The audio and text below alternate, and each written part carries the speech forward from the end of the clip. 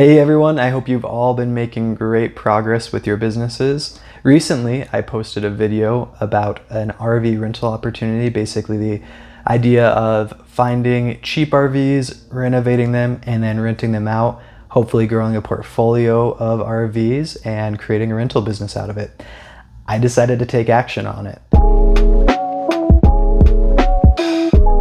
The first part of this video will show you the documented journey I had with the adventure of going and buying my trailer and what that was like. I went through some interesting experiences with that. If you stick around to the latter part of the video, that's where I'll break down the process of how I conducted my search, what my criteria were, and why I was choosing those criteria for my search, as well as the numbers. I'll break apart exactly what I paid for the trailer, what the trip cost, so you can see the total cost that I'm in currently on this investment. And then in a future video, I will show you the renovation as well as the outcome. So stick around and I hope you enjoy the video. Hey everyone, how's it going? So I am at the start of an adventure and I wanted to share it with you. I bought an RV out of state, so I'm in Arizona. I bought one up in Utah, bought it sight unseen. I mean, I did a video call, so I at least saw it that way and I saw the pictures. But I got a really good deal on it. So I bought it for $4,500, and I think after putting a few $1,000s into it and some work, I could easily make it worth in the $10,000 to $15,000 range, hopefully more towards the $15,000 range. Additionally, I don't have a truck, so I also bought a truck out of state. So that one I technically haven't bought yet, but I had a friend in Oregon test drive the truck for me because he lived in the town that the truck's in. I was able to negotiate them down and agree upon a price. So anyway, I'm going to go there and pick it up and buy it, and then I'm going to be doing a road trip down to pick up the RVs. Anyway, looking forward to doing this, and I'll keep you updated. All right, so I just landed here in Oregon and just waiting for my Uber to show up. I just wanted to share a quick thought. So when you're looking for something like an RV or a truck, don't be afraid to search out of state as long as you feel like you have the ability and desire to go out of state in order to do so. If you can save $1,000, $500, oftentimes it could be more. Sometimes if you look for a really good deal, that really good deal might not be in your state. But if you can save, once again, $500 or up to multiple of thousands of dollars, it should be worth it to pay $100, $200 for a plane ticket, drive up there, grab what it is, and then come back. So I would just say on bigger purchases like this, totally worth it to shop around. Yeah, it makes sense to buy it in your market if you can find a good deal, but if you find a great deal somewhere else, yeah, it might be the one for you.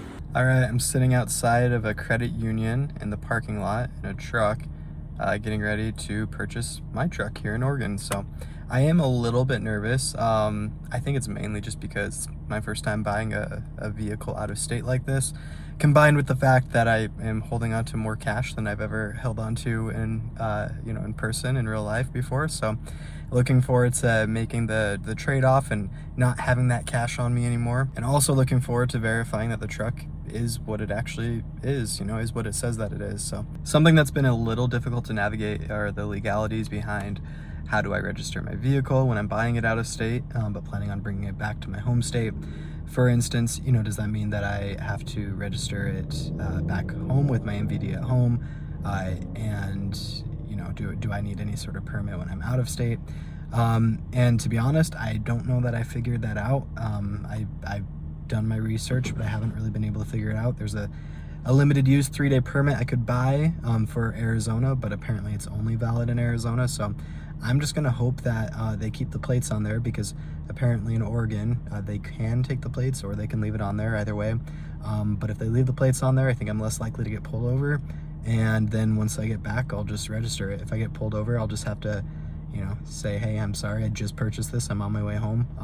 Didn't really know what permits or registration I was supposed to do, and hope that cuts it. So anyway, yeah, I'll probably be playing it safe on my way back, although sometimes it's hard not to go 5 or 10 over or more. But anyway, yeah, so wish I had some better advice for you there, but that is something to at least think about. I don't know that, it changes every state to state, so it's not like I could tell you for your specific situation, but it is best to look into, what sort of registration you need, what are the legalities. Some states, I believe the plate stays on and the registration stays with the car. A lot of states, the registration is with the owner, and so as soon as you buy the car, the registration is considered invalid. So things to think about when you're buying a used car, especially out of state. Okay, mission accomplished. I picked up the truck and here it is. Say hello.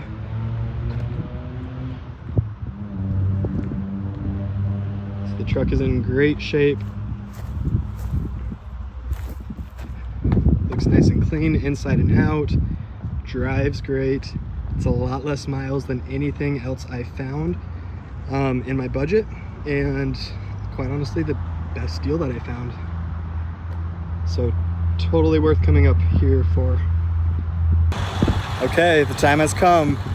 It's time to show you the trailer that this whole trip was for. There she is. Hooked up to my new truck, the new used truck. The trailer needs some love, but we're gonna get her fixed up. Gonna get her looking good.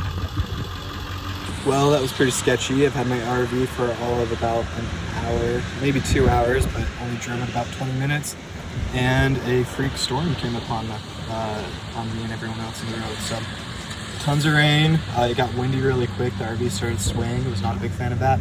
And I looked back in the mirror, and lo and behold, the awning, which was secured, broke off. So half of it was just dangling on the road, and I think I lost a part somewhere. So here, I'll flip the camera and I'll show you. All right, you can see a piece of it right there. Come around and show you the rest. And there it is, dangling right there. So talk about an unexpected cost. I'm gonna have to figure out how to repair or replace it and how to deal with it right now, and see how this impacts the renovation budget. Okay, so as you can see, it's hanging off just from this fabric that's stretched. But this is actually a pretty tough material, plasticky fiber that I've been trying to break apart but doesn't break. I don't have a knife with me like I usually carry because I flew in and can't travel with a knife to my knowledge. So anyway, at a gas station, I went in, they don't have pocket knives. The next best thing that they had is this bad boy. So I'm gonna see if that can cut this off so I can just stow everything inside and be on my way. Well, I made some progress with the nail clippers, but not gonna lie, it was pretty slow. Fortunately, I had a guardian angel show up. So someone showed up with a couple of knives actually, and helped me out with cutting it out and cutting it off and sticking everything inside the trailer. Even had this, here it is, handy Leatherman tool, and he wanted to give it to me. So yeah, you know, there's nice people out there, but problem solved. As you can see, I made it home safely, but it definitely wasn't without a few bumps in the road. I hope you enjoyed watching that journey. It was difficult getting the trailer, and I don't advise getting a trailer out of state if you've never even practiced driving with one before. So learn from my mistake, but hey, I'm here, I'm alive. So let's dive into the process of finding the trailer. I had some criteria for the trailer that I wanted to buy. At first, I was trying to decide, should I go with a fifth wheel or more of a bumper pull style trailer like I ended up with. The fifth wheel, from what I understand, is nice because it's easier to maneuver with, which would be nice especially for someone like me who has no experience with driving with a trailer. However, I wanted to get a bumper pull style trailer because I believe it's more rentable, because there are more people who can hitch up to a bumper pull trailer than can hitch up to a fifth wheel.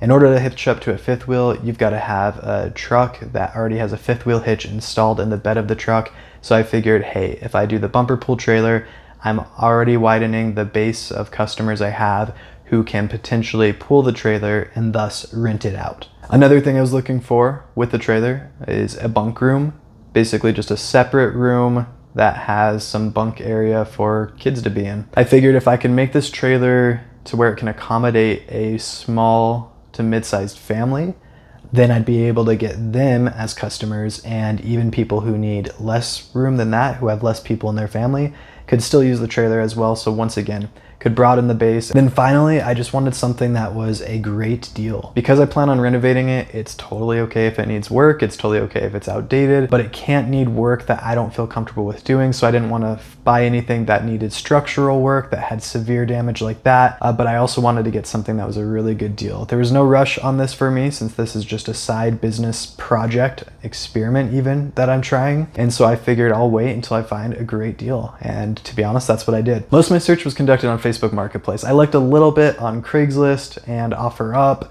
but to be honest, I found that Facebook Marketplace was by far the best spot to find a wide variety of trailers, just the most extensive inventory. It seems like that's where everybody's posting these days. So I definitely recommend searching there. Because I was willing to go out of state, I personally put my filter at like a few 100-mile radius of my home. And I even would put the central location in different states around me in order to expand what I was seeing. It probably took me a few weeks to find the trailer that I ended up with. I wouldn't recommend on jumping on anything in your first day or two of searching if you've never looked for something like that before, because you don't yet know what's a good price and what you can expect. If you wait a few weeks of searching before you buy a trailer or an RV, then you will start to realize what truly is a good deal and what isn't. I found multiple that probably would have worked and would have been a good deal, but they were gone like that. But by seeing the ones that were gone like that, it got me to realize what truly was a good deal. And so when I finally found the one that I went forward with, I knew that I needed to jump on it then. Fortunately, I saw it like the day it was posted, and I didn't hesitate to jump on it. I contacted the seller that day. I believe we set up a video call for the next morning, and by that next afternoon, I sent over the money and I officially bought it. Let's dive in the numbers and break apart exactly what my investment is. And as I said earlier in the video, I'll kind of tell you with the truck included, as well as break apart just for the trailer, because really that's what I'm looking at for this project, is to see what kind of return I can make on the trailer itself. The truck I know I could sell for the same price I bought it for, so I'm not too worried about that. I bought my truck for $18,000. It's a 2002 Ford F350. It's a diesel truck. Honestly, it's probably a little bit overkill for pulling the trailer that I bought, but I wanted to buy something that could pull just about anything, so that way if I upgrade in the future, or if I buy another trailer to add to my portfolio, I'm ready to haul just about whatever. I did a lot of research before buying the truck, and I specifically went for a year of truck where the motor is known for being super solid. So at $18,000, I got it with 150,000 miles. And from what I understand and from what I've seen, these motors can go 300, 400,000 miles. So it's a young pup still, and there's a lot of life left in this truck. The trailer I got for $4,500. I didn't even haggle on it because I knew it was gonna go super quick. So I thought that was a very fair price for it.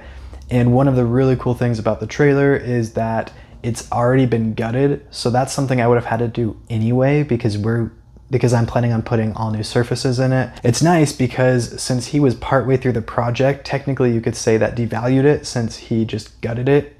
But that was perfect for me because it just puts me ahead. There's less work that I have to do, and I was able to get it for cheaper than if he had just left it how it originally was. He also included extra goodies, like he bought the flooring that's already going to be installed. It's this wood look vinyl plank flooring, and I think it'll work perfectly. It's waterproof, so I'm just going to stick with that. So there's some cost savings built in too with that. I built this spreadsheet here to document all of the expenses of the journey. So take a look. You can see I included not just the cost of the trailer, but also the cost of the gas that I spent on the trip that I took, the cost of storing the trailer, and all of the expenses I could think of that I put into this. I did immediately put 4 new tires on the trailer right after buying it because it would need it somewhat soon. That's something I went into this knowing that I was going to do with this particular trailer. I could have probably driven it, but I was a little paranoid because I was going to be driving it from Utah to Arizona in the summer, and I was afraid that once I hit the super hot Arizona asphalt that those older tires would go bad and I'd blow one out. So